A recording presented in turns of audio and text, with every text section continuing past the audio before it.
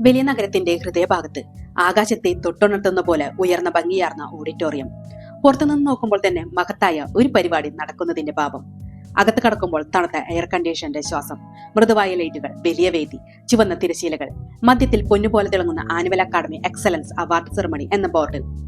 സീറ്റുകളെല്ലാം നിറഞ്ഞിരിക്കുന്നു. ആർക്കും സംസാരിക്കാൻ പോലും സമയമില്ലാതെ ഒരു പ്രതീക്ഷ. എല്ലാവരുടെയും കണ്ണുകൾ വേദിയിലേക്കാണ്. മുൻനിരയിലെ സീറ്റിൽ പ്രത്യേകമായി ഒരുക്കിയ VIP സീറ്റുകൾ. അവിടെ ഇരിക്കുന്നത് അഭിമാനത്തോടെ കുട്ടികളുടെ മാതാപിതാക്കൾ. പ്രശസ്ത ഡോക്ടർ, എഞ്ചിനീയർ, വക്കീൽമാർ മറ്റുമാണ് അവരുടെ മാതാപിതാക്കൾ. വർഷങ്ങളോളം അവരുടെ മക്കൾക്കായി ചെയ്ത ത്യാഗങ്ങളുടെ ഫലം കാണാൻ അവർ ഇന്നിവിടെ വന്നിരിക്കുന്നു. എല്ലാവരുടെയും കണ്ണിൽ ചെറിയൊരു ഭയമുണ്ട്. എന്റെ മകന്റെ പേര് വിളിക്കുമോ? എന്റെ മകളുടെ പരിശ്രമം വെറുതെയാകില്ല. അതേസമയം വേദിയുടെ വലതുവശത്ത് മികച്ച സീറ്റിലിരിക്കുന്ന പ്രധാനാതിഥി വിജയരാഘവൻ, വലിയ രാഷ്ട്രീയ നേതാവ്, ആളുകളുടെ ഇടയിൽ വലിയ സ്വാധീനം, എവിടെ പോയാലും ആദരവോടെ സ്വീകരിക്കപ്പെടുന്ന ഒരാൾ. പക്ഷെ ആ നിമിഷം അദ്ദേഹത്തിന്റെ കയ്യിൽ ഒരു ഫോൺ. അദ്ദേഹത്തിന്റെ കണ്ണുകൾ സ്ക്രീനിൽ മാത്രം. ഒരിക്കൽ ചിരിക്കുന്നു, ഒരിക്കൽ കഠിനമായി സംസാരിക്കുന്നു. വേദിയിൽ നടക്കുന്നതൊന്നും അദ്ദേഹം ശ്രദ്ധിക്കുന്നേയില്ല.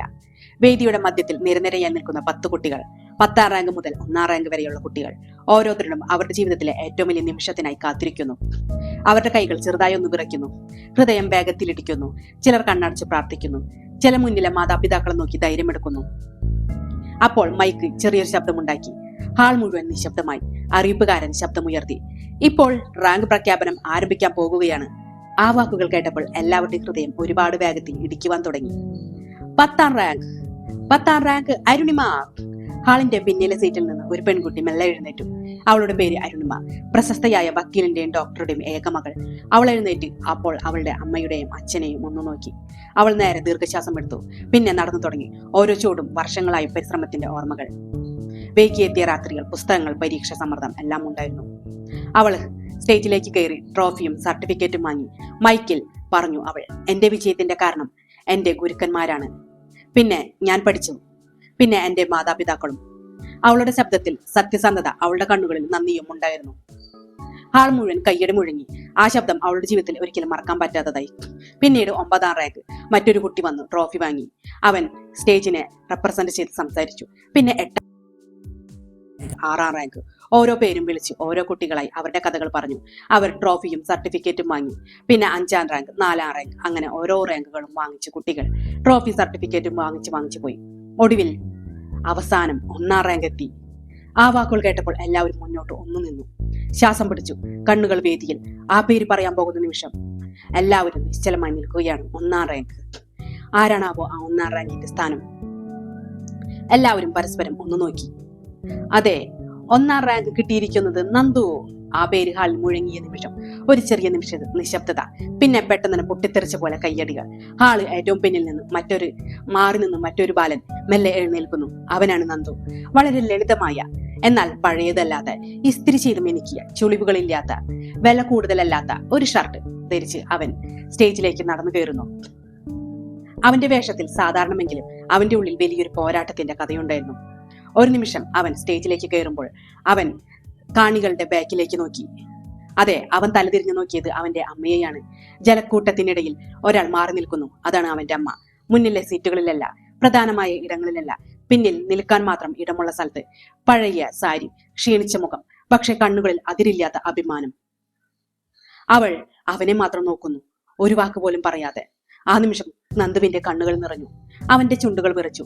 കണ്ണുനീർ പതുക്കെ നിറഞ്ഞു. അവൻ ഒരു നിമിഷം തന്റെ അമ്മയെ നോക്കി. ലോകം മുഴുവൻ നിശബ്ദമായ പോലെ അവനും അവന്റെ അമ്മയും ഉള്ളത് മാത്രമുള്ള നിമിഷമായി തോന്നി അവന്. അവന്റെ കണ്ണുകൾ കഴിഞ്ഞ വർഷങ്ങളുടെ ഓർമ്മയിലേക്ക് പോയി. പിന്നീട് അവൻ പതുക്കെ സ്റ്റേജിലേക്ക് നടന്നു കയറി. അവൻ കണ്ണുനീർ തുടച്ചു. ഒരു ദീർഘശ്വാസം എടുത്തു. സ്റ്റേജിലേക്ക് ഓരോ ചൂടും വെച്ചു. അതൊരു ബാലന്റെ നടപ്പ് മാത്രമല്ല, ഒരമ്മയുടെ സ്വപ്നം, ഒരു ജീവിതത്തിന്റെ വിജയം, ഒരു പോരാട്ടത്തിന്റെ ഉത്തരം. അങ്ങനെ നന്ദു സ്റ്റേജിൽ കയറി. മൈക്ക് കയ്യിൽ പിടിച്ചു. അവന്റെ കൈകൾ ചെറുതായി ഒന്ന് വിറയ്ക്കുന്നു. ഹാൾ മുഴുവൻ അവനെ നോക്കി. അവന്റെ ദീർഘശ്വാസം എടുത്തു. കണ്ണുകളിൽ ഇപ്പോഴും തിളങ്ങുന്ന കണ്ണുനീരുണ്ടായിരുന്നു. അവൻ ദീർഘശ്വാസം എടുത്തുകൊണ്ട് പറഞ്ഞു, എനിക്ക് എന്റെ അമ്മ തന്നാൽ മതി ഈ ട്രോഫി. ആ വാക്കുകൾ കേട്ടപ്പോൾ ഹാളിൽ ചെറിയൊരു ഞെട്ടൽ. അവിടെ ഇരുന്നവർ പരസ്പരം തമ്മിൽ നോക്കി. ചിലർ ചിരിച്ചു, ചിലർ ആശ്ചര്യപ്പെട്ടു. പക്ഷേ ഉടനെ തന്നെ നന്ദു വീണ്ടും തുടർന്നു, എനിക്ക് എന്റെ അമ്മയിൽ നിന്ന് സമ്മാനം വാങ്ങുവാനാണ് ഇഷ്ടം. എന്നാൽ ഇതേ സമയം അവിടെ നിന്നിരുന്ന ഒരാൾ നന്ദുവിനോട് ചോദിച്ചു, നിന്റെ അമ്മ ആരാണ്? പറയൂ, വക്കീലാണോ, ഡോക്ടറാണോ? നമുക്ക് ഇവിടേക്ക് വിളിക്കാം. ആ നിമിഷം നന്ദു പതുക്കെ പറഞ്ഞു, എന്റെ അമ്മ ഒരു പപ്പട തൊഴിലാളിയാണ്, വക്കീലും ഡോക്ടറും ഒന്നുമല്ല. എന്റെ അമ്മ പാവപ്പെട്ട ഒരു ജോലിക്കാരിയാണ്. ആ വാക്കുകൾ ഹാളിൽ ഒരു ആഴത്തിലുള്ള നിശബ്ദത സൃഷ്ടിച്ചു. അവൻ തുടർന്നു പിന്നെയും. രാവും പകലും എന്റെ അമ്മ കഷ്ടപ്പെട്ടു. എത്രയോ തവണ എന്റെ അമ്മയുടെ കൈകൾ വേദനിച്ചിട്ടുണ്ട്. ഒരു നിമിഷം പോലും വിശ്രമിക്കാതെ എന്നെ പഠിപ്പിക്കാൻ, എന്നെ ഇവിടെ എത്തിക്കാൻ എന്റെ അമ്മ ജീവിതം മുഴുവൻ പോരാടി. അച്ഛനില്ലാതെ എന്നെ എന്റെ അമ്മ പൊന്നുപോലെ വളർത്തി. എന്റെ അമ്മ കാരണമാണ് എനിക്ക് ഈ അവാർഡ് കിട്ടിയത്. എനിക്ക് ഈ സമ്മാനം കിട്ടിയത് എന്റെ അമ്മ മാത്രമാണ്. എന്റെ അമ്മയുടെ കഷ്ടപ്പാടാണ് എന്നെ ഇവിടെ എത്തിച്ചത്. ഞാൻ ഉറക്കമുളഞ്ഞ് പഠിക്കുമ്പോൾ എന്റെ അമ്മയും എന്റെ ഒപ്പം ഇരിക്കും. മോൻ കഷ്ടപ്പെട്ടതുപോലെ പഠിക്കുമ്പോൾ അമ്മയ്ക്ക് എങ്ങനെയാ ഉറങ്ങാ എന്ന് എന്റെ അമ്മ പറയും. നന്ദു ഇതെല്ലാം പറഞ്ഞു കഴിഞ്ഞപ്പോൾ കണ്ണുകൾ നിറഞ്ഞു. 1 സെക്കൻഡ്, 2 സെക്കൻഡ്, പിന്നെ പെട്ടെന്ന് ഹാൾ മുഴുവൻ കയ്യടിയാൽ പൊട്ടിത്തെറിച്ചു. ആ കയ്യടികൾ ആ ബാലന്റെ വാക്കുകൾ നൽകിയ ആദരം. ഹാളിന്റെ അകലെ ജനക്കൂട്ടത്തിനിടയിൽ നിന്ന് നന്ദുവിന്റെ അമ്മ ഇതെല്ലാം കേട്ടു. അവളുടെ കണ്ണുകൾ നിറഞ്ഞു. കണ്ണുനീർ പതുക്കെ ഒഴുകി. അവൾ കൈകൊണ്ട് വായ മൂടി. അവളുടെ ഹൃദയം നിറഞ്ഞു. അവൾക്ക് വിശ്വസിക്കുവാൻ പോലും കഴിയുന്നില്ല. അവൾ ആളുകൾ വഴിമാറി അവൾക്ക് വഴിയൊരുക്കി.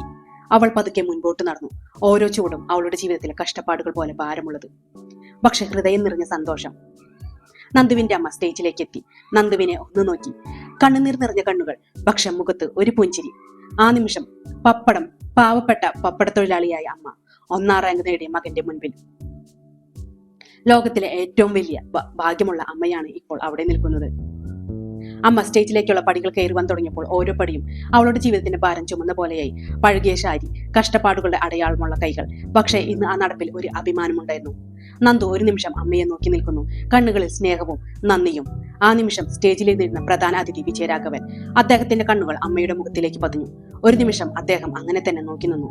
ചുറ്റുമുള്ള ശബ്ദങ്ങൾ, കയ്യടികൾ എല്ലാം വിജയരാഘവന്റെ കാതിൽ നിന്ന് അകന്നു. അദ്ദേഹത്തിന്റെ മനസ്സിൽ ഒരു പഴയ ഓർമ്മ മടങ്ങി വന്നു. 3 വർഷം മുൻപ് അദ്ദേഹത്തിന്റെ മേൽനോട്ടത്തിലുള്ള പണക്കാരുടെ കുട്ടികൾ പഠിക്കുന്ന ഒരു വലിയ സ്കൂൾ. ഓഫീസിന്റെ മുൻപിൽ വാതിലിന് പുറത്തു നിൽക്കുന്ന ഒരു സ്ത്രീ. അതേ മുഖം, അതേ ക്ഷീണം, അതേ കണ്ണുകൾ. അവൾ വിനീതമായി അദ്ദേഹത്തോട് പറഞ്ഞിരുന്നു, സാർ, എന്റെ മകനെ ഇവിടെ അഡ്മിഷൻ എടുക്കണം. ഫീസിൽ കുറച്ച് സഹായം തരുമോ? അപ്പോൾ തന്നെ അദ്ദേഹം അവളോട് ദേഷ്യപ്പെട്ടു. അവളുടെ വേഷം, അവളുടെ നില, അവളുടെ ദാരിദ്ര്യം അവനെ അസ്വസ്ഥനാക്കിയിരുന്നു. അദ്ദേഹത്തിന്റെ ശബ്ദം കടുപ്പമായി. ഇത് സാധാരണ സ്കൂളല്ല. ഇവിടെ പഠിക്കുന്നത് വലിയ കുട്ടികളാണ്. നിന്റെ മകനെ ഇവിടെ പഠിപ്പിച്ചാലും അവന് മാർക്കൊന്നും നേടുവാൻ സാധിക്കുകയില്ല. നിങ്ങളെ പോലെയുള്ള പാവപ്പെട്ട കുട്ടികൾ എങ്ങനെയോ പഠിച്ചു പോകുന്നുവെന്നുള്ളോ. വലിയ റാങ്ക് ഹോൾഡർ ആവണമെങ്കിൽ ഇവിടെ നിങ്ങൾക്ക് പഠിക്കുവാൻ തന്നെ പറ്റുകയില്ല. ഏതെങ്കിലും ചെറിയ സ്കൂളിൽ തൽക്കാലം പഠിച്ചു പോകൂ.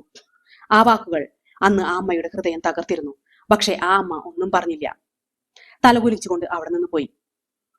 ആ വിജയരാഘവൻ ഇപ്പോഴാണ് അന്ന് പോയ ആ സ്ത്രീയെ, അതെ, ഇപ്പോൾ സ്റ്റേജിൽ നിൽക്കുന്ന അതേ സ്ത്രീ. അന്ന് ഞാൻ അപമാനിച്ചു വിട്ട ആ കുട്ടിയും അമ്മയും ഇന്ന് എന്റെ മുന്നിൽ സ്റ്റേജിൽ 1ാം റാങ്ക് നേടി നിൽക്കുന്നു. വിജയരാഘവന്റെ ഹൃദയം കുലുങ്ങി. അവന്റെ ശ്വാസം ഭാരം കൂടി. ഞാൻ പറഞ്ഞത്, ഞാൻ ചെയ്തതും എത്രയോ വലിയ തെറ്റായിരുന്നു. അദ്ദേഹത്തിന്റെ കണ്ണുകൾ നിറഞ്ഞു. തല താഴ്ത്തി. അദ്ദേഹത്തിന്റെ ഉള്ളിൽ പശ്ചാത്താപം, ലജ്ജ, വേദന. ഒരു നിമിഷം വിജയരാഘവൻ പതുക്കെ നന്ദുവിനെയും നന്ദുവിന്റെ അമ്മയെയും നോക്കി. അതൊരു വിജയത്തിന്റെ പ്രതീകമായിരുന്നു ആ അമ്മയുടെ മനസ്സിൽ. ഒരു നിമിഷം വിജയരാഘവൻ ഇനി ഇവിടെ ഇരിക്കുവാൻ കഴിയാത്ത രീതിയിൽ എഴുന്നേറ്റ് വേഗം തന്നെ ആ സ്റ്റേജിലേക്ക് കയറി. മുഴുവൻ ഹാളിന്റെ ശ്രദ്ധ വീണ്ടും അദ്ദേഹത്തിലേക്ക് തിരിഞ്ഞു. അദ്ദേഹം പതുക്കെ സ്റ്റേജിൽ കയറി. ഓരോ ചൂടും അദ്ദേഹത്തിന്റെ മനസ്സിൽ ഭാരം പോലെ. മൈക്ക് അദ്ദേഹം കയ്യിലെടുത്തപ്പോൾ അദ്ദേഹത്തിന്റെ കൈകൾ ചെറുതായി വിറയ്ക്കുന്നുണ്ടായിരുന്നു. ഒരു നിമിഷം അദ്ദേഹം സംസാരിക്കാൻ പോലും കഴിഞ്ഞില്ല. മുഴുവൻ ഹാളും വീണ്ടും നിശബ്ദമായി. അദ്ദേഹം ഒരു ദീർഘശ്വാസം എടുത്തു. പിന്നെ ശബ്ദം അല്പം തകർന്നതുപോലെ, ഇന്ന് ഞാനിവിടെ ചീഫ് ഗസ്റ്റായി വന്നതാണ്. പക്ഷേ ഇപ്പോൾ ഞാൻ സംസാരിക്കുന്നത് ഒരു വലിയ തെറ്റ് ചെയ്ത മനുഷ്യനായിട്ടാണ്. ആ വാക്കുകൾ കേട്ടപ്പോൾ ഹാളിലിരുന്ന എല്ലാവരും കൂടുതൽ ശ്രദ്ധിച്ചു.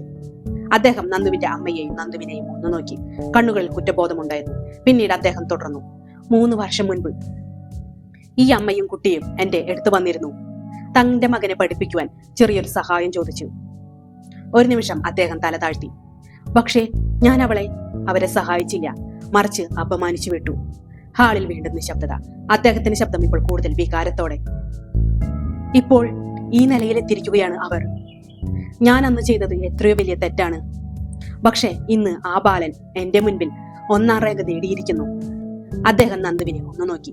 അഭിമാനവും ലജ്ജയും ഒരുമിച്ച്.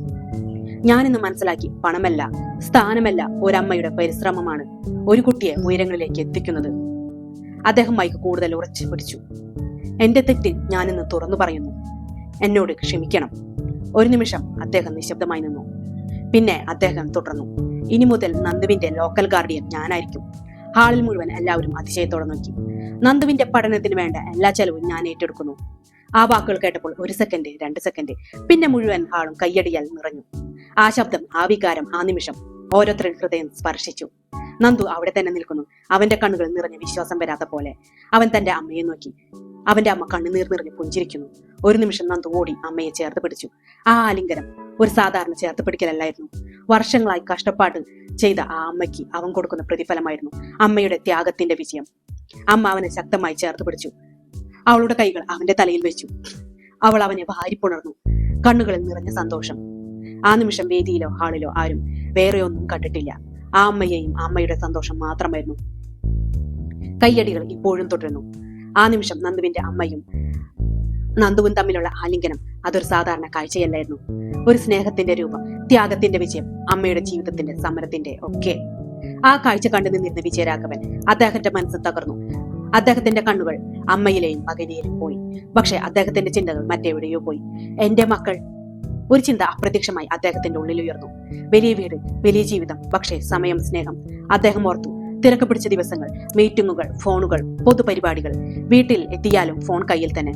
മക്കളോട് സംസാരിക്കുവാൻ പോലും നേരമില്ലാത്ത സമയം. അവർ ചിരിച്ചാൽ പോലും അദ്ദേഹം ശ്രദ്ധിക്കാതെ പോയ നിമിഷങ്ങൾ.